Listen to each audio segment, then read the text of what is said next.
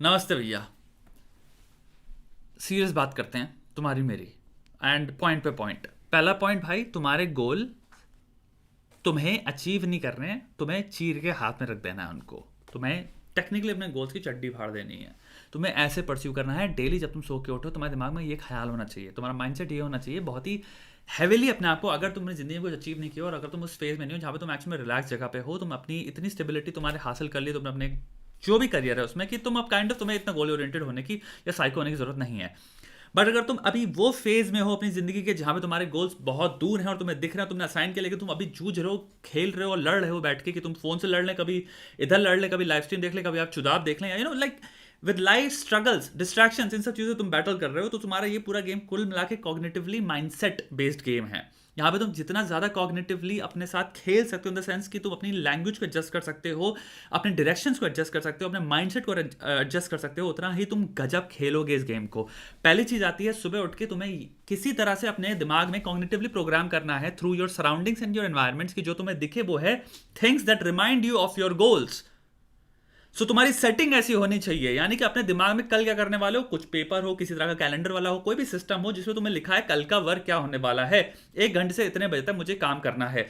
Notion पे काम करते हो, तुम्हारे नोशन पे तुम खोलते हो अगर टुडे वट एवर गोल्स, अगर गोल्स वाला तुमने टेम्पलेट खोला तो तुम्हारे को क्लियर होना चाहिए 1 2 3 चीजें 5 चीजें टास्क हैं जो हैं। तुम वीकली टास्क ऑलरेडी असाइन कर सकते हो, ये चैप्टर है, वो चैप्टर है, इधर पढ़ाई करना, ये स्किल है, वो है, कुछ भी चीजों को ब्रेक डाउन करके हर हफ्ते में 7 चीजें तुम दे सकते हो। एंड एनी फकिंग मॉर्निंग जब तुम उठते हो तो तुम्हारे सामने तुम्हें पता होना चाहिए इन 7 में से एक टास्क मुझे करना है। अब ये तुम पे डिपेंड करता है कि तुमने ऑलरेडी असाइन कर रखा है आज का टास्क क्या है, या फिर तुम रैंडमली चूज कर रहे हो आज का टास्क क्या होगा। जैसे टास्क वो खत्म हो जाता है तो एक टास्क ऑलरेडी खत्म हो गया, 6 टास्क बचे, तो नेक्स्ट डे उन 6 में से तुम कुछ उठाओगे, तो तुम रिपीट भी नहीं कर रहे हो। एंड जैसे खत्म होता है तुम डन पे क्लिक कर देते हो, तो ये डन हो गया। पहला चीज ये है, तुम्हें एक्टिवली सराउंड करना है, सिस्टमाइज करना है अपनी सिचुएशन को, ऑर्गेनाइज करना है ऐसे कि तुम्हारे टास्क तुम्हें तुम्हारे सामने हो, तुम भूलो नहीं, तुम भाग नहीं सकते। तुम्हारे दिमाग में ये ना हो 2 दिन उसके बाद क्या करना था, किताब वापस खोल रहे हैं, नहीं। पहली चीज ये होती है। दूसरी चीज, अगर 2 दिन तुम्हारे जीवन में निकल जाते हैं तो तुम्हारे को अपने आप से सेल्फ टॉक की लैंग्वेज चेंज करना है। मैंने क्या कहा, पूरा पूरा खेल कॉग्निटिव खेल है चच्चा, दोस्त, बहन, पूरा खेल कॉग्निटिव खेल है। यानी कि मैं अपने आप से बात कैसे करता हूं, अगर तुम सेल्फ हेट, सेल्फ डाउट और इस भाषा में चले गए कि ऐसी देखो मैं हमेशा ये करता हूं, हमेशा मेरे साथ ये होता है, मेरे से तो होगा ही नहीं, तो फिर तुमसे एक्चुअल में नहीं होगा, क्योंकि तुम ये क्या कर रहे हो, ये लैंग्वेज या ये mode of medium of communication use करके तुम एक्चुअल में अपॉर्चुनिटी यूज कर रहे हो या फिर एक्सक्यूज यूज कर रहे हो निकल जाने का और वापस डूब जाने का 50,000 तरह के डिस्ट्रैक्शंस में।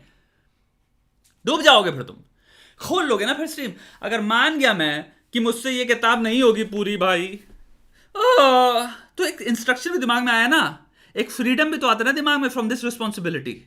एक्चुअल में पूरी नहीं होगी तो क्या बचा, ऑल्टरनेटिव कोई टास्क ही नहीं है तुम्हारे पास, तो भाई तुम क्या करोगे, टाइम ही तो वेस्ट करोगे।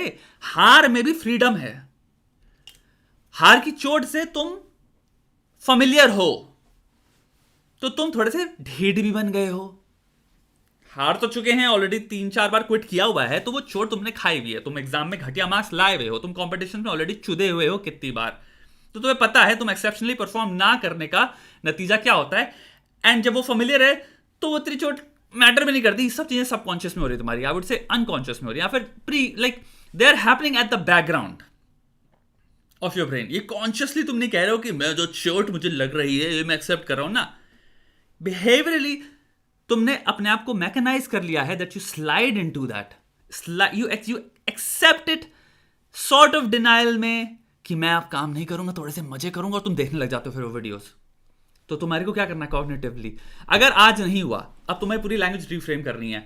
मेरा एक्सपेरिमेंट है, मैंने पुराने वीडियो में ऑलरेडी बात करी है, कोई भी चीज जो शुरू कर रहे हो मैं मिनिमम 60 डेज तक उसको करूंगा, एवरी सिंगल फकिंग डे, बारिंग तुम्हारा संडे या सैटरडे, यानी कि जो रेस्टिंग टाइम हो गया वो जब हो गया उसको हटाओ। Every single working fucking day जो मैंने असाइन किया है मैं टांगे तोड़ दूंगा अपने गोल्स की।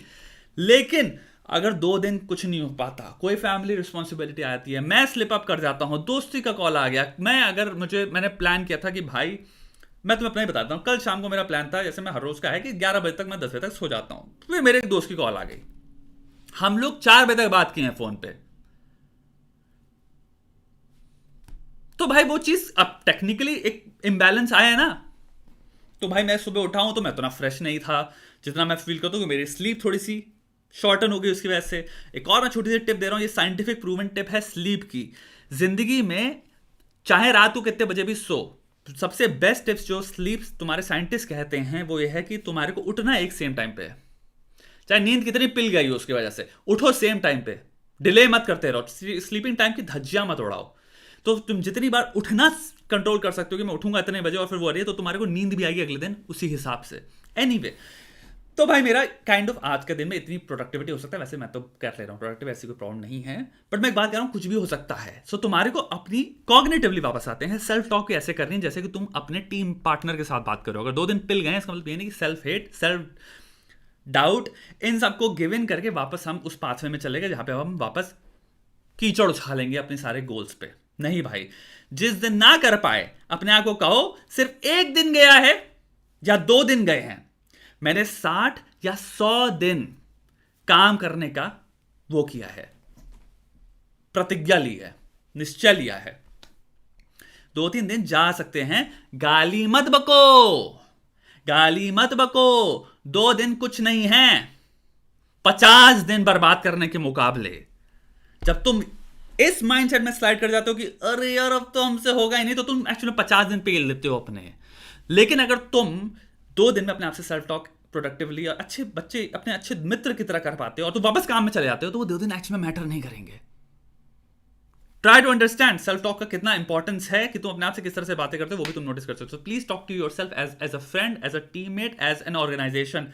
तुम एक कंपनी में हो, तुम दोनों सेम कंपनी के लिए काम कर रहे हो, तो अगर एक तुम्हें लगता है मैं लैकिंग हूं, थोड़ा सा फिसल के कुछ गिर गया, तो होता है कि चलो ठीक है इसको रिपेयर कैसे करें। माइंडसेट होना चाहिए हमेशा रिपेयर का, माइंडसेट होना चाहिए तुरंत एक्सेप्टेंस का। मियामोतो मुसाशी का एक सिंपल सा कोट है, accept everything as it is. यानी कि अगर कुछ चुद गई है उसको बैठ के लेकर रो मत, रिग्रेट मत करो, उसको तुरंत एक्सेप्ट करो और तुरंत मोड में जाओ। मतलब ये नहीं एक्सेप्ट करोगे अब तो हमसे होगा नहीं, नहीं, तुरंत मोड में जाओ कि ठीक है जो करंट सर्कमस्टांसेस हैं, जो कंडीशंस हैं, इस पे अब मैं क्या बेस्ट वे है जो अडॉप्ट कर सकता हूं। कि वो गोल तो अचीव करना है, जो भी डैमेज हो गया ठीक है, डैमेज इस तरफ है, इसको हम एक्सेप्ट करते हैं तुरंत, हम बैठ कर रोएंगे नहीं, टाइम वेस्ट नहीं करेंगे, तुरंत अब देखते हैं जो भी करंट कंडीशन है उस हिसाब से बेस्ट स्ट्रैटेजी क्या है, ये होना चाहिए तुम्हारा। तो भाई चड्डी फाड़ दो अपने गोल्स की, चड्डी फाड़ दो, क्योंकि तुम्हारा गोल इस वक्त इस स्टेज में लाइफ के, तो तुम्हारे गृहस्थी फेज या तुम कह रहे हो ब्रह्मचार्य में भी तुम अगर फेज में हो, तुम्हारे को एक चीज समझना है, तुम्हें सॉलिड लेवल पे गोल ओरिएंटेड बनना है। क्योंकि मैं चाहता हूं तुम जल्द से जल्द फाइनेंशियल स्टेबिलिटी हासिल कर लो, क्योंकि बहुत सारी फाइट्स है लाइफ की जो एग्जिस्टेंशियल है, फिलोसॉफिकल है, आध्यात्मिक है, तुम उनके लिए प्रिपेयर हो पाओ, तुम्हारे पास उनके लिए टाइम हो। रिलेशनशिप्स अपने में ही अलग फाइट है, उनको भी छोटा मत करो, उन परिवार को भी छोटा मत करो, ये सब चीज़ों को छोटा मत करो जस्ट बिकॉज तुम्हारी उम्र अभी छोटी हो, तुम्हारा ब्रेन एक्चुअली में भी डेवलप नहीं हुआ है। बहुत सारी चीज़ें चेंज होंगी, तुम्हारी पर्सनैलिटी कॉग्निटिवली बहुत चेंज होगी, तो तुम्हें ये बैंडविड्थ अपने लिए अलाउ करनी है कि तुम जिस टाइम पे एक्चुअली में फुली डेवलप हो चुके हो, तुम्हारी इमोशनल प्री डिस्पोजिशंस या फिर डिस्पोजिशंस इस वक्त जो मांग कर रही हैं, उनको तुम इतना स्पेस दो कि वो एक्सप्लोर कर पाएं। तो आज का जो धर्म है उसको निभा लो, वरना आज का धर्म पायलॉन होने वाला है 28 साल के लौंडे में, तो उसको वो काम करना पड़ेगा जो 18, 19, 20, 21, 22, 23, 24 वाले ने नहीं किया, तो अभी भी उसी युद्ध में लड़ रहा है 28 वाला। तो जो 28 में उसको चीजें करनी थी उन पे भी प्रॉब्लम आती है, प्रेशर आता है और हैम्पर होती हैं वो।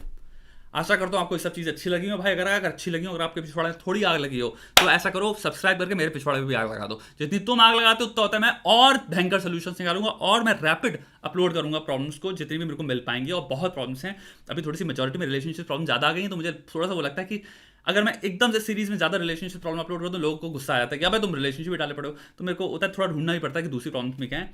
लेकिन प्रॉब्लम मैं पेलता रहूंगा, तुम काम करते रहो, आग लगाओ भाई।